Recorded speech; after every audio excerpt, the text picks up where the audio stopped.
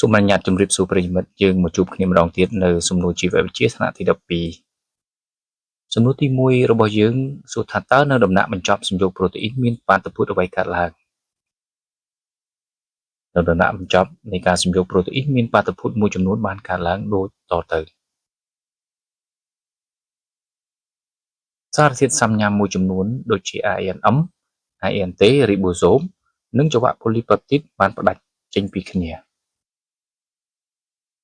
ចុងក្រោយអាស៊ីតអាមីណេ methionine ត្រូវបានផ្ដាច់ចេញពីចង្វាក់ polypeptide ទៀត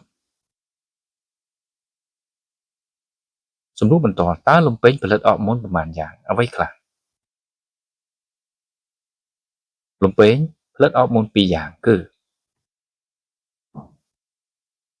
អរម៉ូនអាំងស៊ូលីនជាអរម៉ូនផលិតដោយកោសិកាបេតាមានន័យភ្ញួចកោសិកាគោលដៅឲ្យចាប់យកក្លូកូសលើសទៅក្នុងឈាមស្តុកទុកក្នុងថ្លើមក្រោមទម្រង់ជាក្លីកូសានដោយឡែកអរម៉ូនកូលីកាកុងគឺផលិតដោយកោសិកាអាល់ហ្វាមានន័យភ្ញួចកោសិកាគោលដៅឲ្យបំលែងក្លីកូសានក្នុងថ្លើមទៅជាក្លូកូសយកទៅប្រើប្រាស់ក្នុងឈាមឡើងវិញសំណួរបន្តអ្វីបានជាគេនិយាយថាអត្តកូលខួរឆ្វេងលុបលើខួរស្ដាំ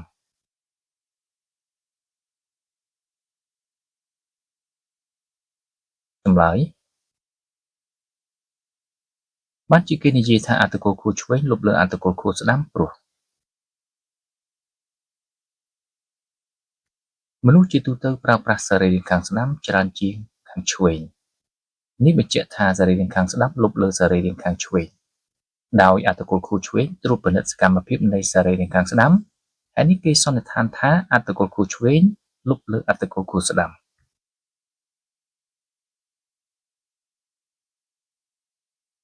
សំណួរបន្ត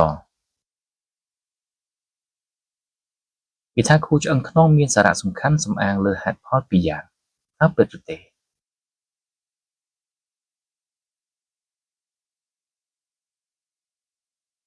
ខួរឆ្អឹងខ្នងមានសារៈសំខាន់ដោយហេតុផលពីរយ៉ាងគឺជាការពិត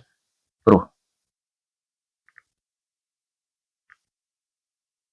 ទី1ខួរឆ្អឹងខ្នងភ្ជាប់សរសៃប្រសាទទាំងអស់នៃបរិមណ្ឌលប្រសាទទៅនឹងខួរក្បាលអាងភ្លុចប្រសាទដែលចេញពីនរោនវិញ្ញាណនាំ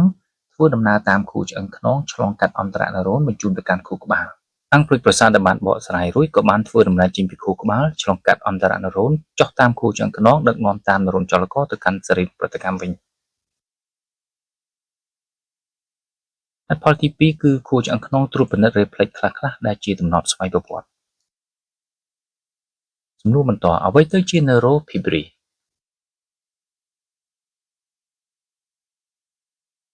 neurofibril ជាសរសៃតូចល្អិតបំផុតដែលឃើញមាននៅក្នុងអាក់សូនដងទ្រីតនិងតួកោសិកា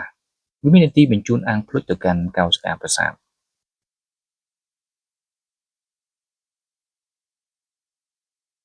សំណួរបន្តតើអ៊ីប៉ូតាឡាម៉ូសមានន័យដូចម្តេច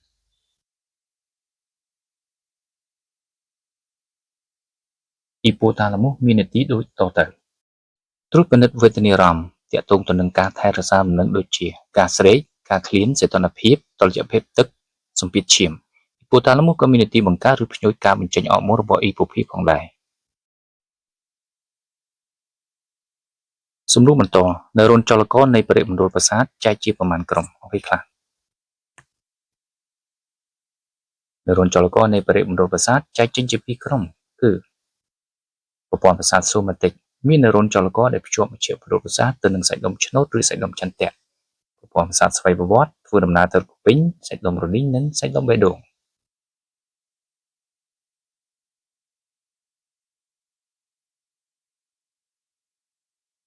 សំណួរបន្តហេតុអ្វីបានជាត្រចៀកដែលមានជំងឺឆ្លងពាក់ព័ន្ធដល់ការថែរក្សាលំនឹងបានយើងបានដឹងហើយត្រចៀកកដាលត្រចៀកក្នុងសំទោសបានជាត្រចៀកដែលមានជំងឺឆ្លងពាក់ព័ន្ធដល់ការថែរក្សាលំនឹងព្រោះ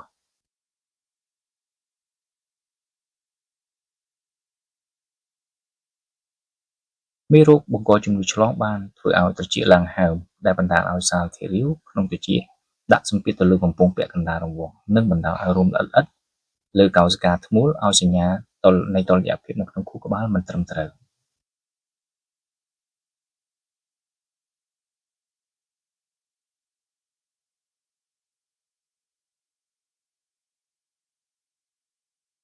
សំណួរបន្តតើគេអាចចាត់ទុកក្រពះជាក្រពេញចម្រុះបានដែរទេ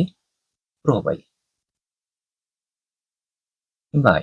គេអាចចាត់ទុកក្រពះជាក្រពេញចម្រុះបានព្រោះក្រពះបានបញ្ចេញសារធាតុរំលាយអាហារទៅតាមបំពង់នាំនិងហៅថាក្រពេញអេសូគ្រីនក្រពះក៏បានបញ្ចេញអរម៉ូនកាស្ត្រីនទៅក្នុងចរន្តឈាមដោយផ្ទាល់និងគេហៅថាក្រពេញអង់ដូគ្រីនសំណួរតើផ្អែកតាមទម្រង់គេចែកប្រូតេអ៊ីនជាប្រមាណក្រុមចម្លើយផ្អែកតាមទម្រង់គេចែកប្រូតេអ៊ីនជា2ក្រុមគឺប្រូតេអ៊ីនសរសៃជាម៉ូលេគុលវែងមិនរលាយក្នុងទឹកហើយស្វិតប្រូតេអ៊ីនគ្រាប់ជាម៉ូលេគុលរាងមូលតូចៗដែលរលាយក្នុងទឹក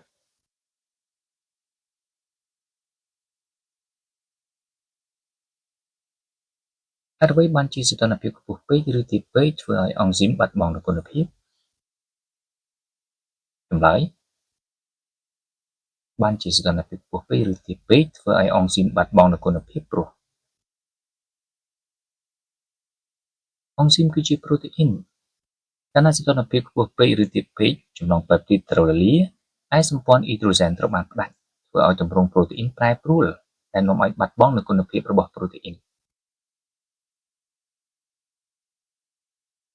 ដូចម្តេចដែលហៅថាគោអង់ស៊ីមសំណួរចុងក្រោយយើងគោអង់ស៊ីមគឺជាម៉ូលេគុលដែលមិនមែនជាប្រូតេអ៊ីនទេវាចូលរួមជាមួយអង់ស៊ីមដើម្បីជួយជំរុញល្បឿនប្រតិកម្មគីមីសូមអរគុណប្រិយមិត្តដែលបានតាមដានតាំងពីដើមរហូតដល់ចប់ចាំជួបខ្ញុំនៅវីដេអូក្រោយបន្តទៀតកុំភ្លេចខំរៀនផងកូនៗអ្នកសិក្សាជូនពរជោគជ័យក្នុងការប្រឡងសូមអរគុណសូមគោរពលា